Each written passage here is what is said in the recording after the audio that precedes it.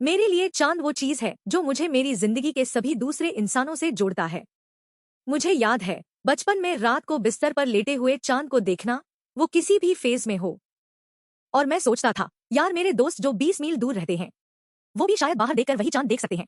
और फिर जब मैं नेवी में था और मैं चांद को देखता और मैं प्लैनेट के दूसरी ओर होता, मैं सोचता था, यार मेरा भाई उस चांद को देख सकता है जहां वह है, और वह मुझसे प्लैनेट के दूसरी ओर है। यह पृथ्वी पर जीवन का एक कनेक्शन है। हम सब ऊपर देखकर उस चांद को देख सकते हैं और वह हमेशा बदलता रहता है। चांद कभी 2 दिन लगातार एक जैसा नहीं होता। मुझे यह बहुत पसंद है। मेरा नाम रीड वाइसमैन है। मैं नासा के आर्टेमिस 2 मिशन का कमांडर हूं जो चांद के चारों ओर है। मैं बाल्टिमोर, मैरीलैंड के उत्तर में एक छोटे से शहर में पला था, शहर से करीब 20 मील उत्तर में। मेरे घर के पास एक नेशनल गार्ड बेस था और 810 एयरक्राफ्ट कभी-कभी ऊपर से उड़ते थे। मैं बस ऊपर देखा था और सोचता था, यार मुझे भी ऊपर जाना है। मैं वो करना चाहता था। फिर मेरे भाई नवल एकेडमी गए और मैं हर साल ब्लू एंजल्स को कमेंसमेंट के दौरान उड़ते देखता था। कमेंसमेंट में, और वो इच्छा बस बढ़ती गई, बढ़ती गई, बढ़ती गई कुछ समय तक। मैं एयरफोर्स ज्वाइन करना चाहता था। फिर मुझे लगा नेवी भी उड़ती है और वो ओशन के बीच शिप से उड़ते हैं। और बस मेरे लिए ये डन डील थी। यही मैं अपने करियर में करना चाहता था। मेरे लिए उड़ना आजादी है, खासकर जब आप पैसिफिक ओशन के बीच एयरक्राफ्ट कैरियर से एक जेट एयरक्राफ्ट में उड़ान भर रहे हों। सबसे नजदीकी जमीन 1500 मील से ज्यादा दूर है, तो जब आप उस एयरक्राफ्ट कैरियर से उतरते हैं, आप सचमुच वहां अपने साथ अकेले होते हैं। पैसिफिक के ऊपर एयरक्राफ्ट में अकेले होना एक जादुई अनुभव है। बस यह आजादी है।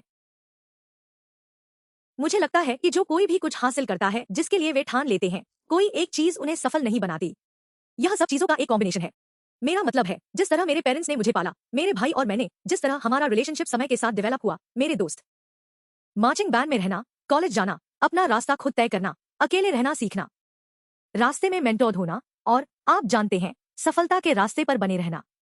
लेकिन आपको यह आजादी दी गई है कि आप कुछ नया एक्सप्लोर करें, कभी कभी फेल हों, और फिर से रिग्रूप करके आगे बढ़े।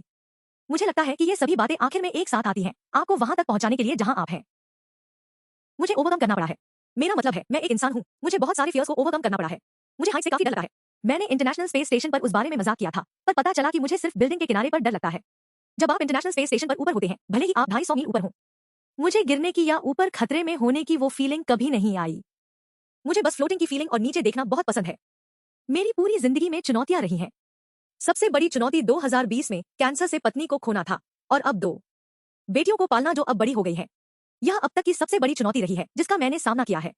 अकेला पेरेंट होकर फुल टाइम जॉब करना और 2 बच्चों को पालना आसान नहीं है। मैं इसके बारे में हर दिन सोचता हूँ। मुझे अपने काम पर बहुत गर्व है। मैंने इसे हमेशा अच्छे से नहीं किया, पर मैं हमेशा मौजूद रहा और जितना हो सके उतना बेहतर करने की कोशिश की।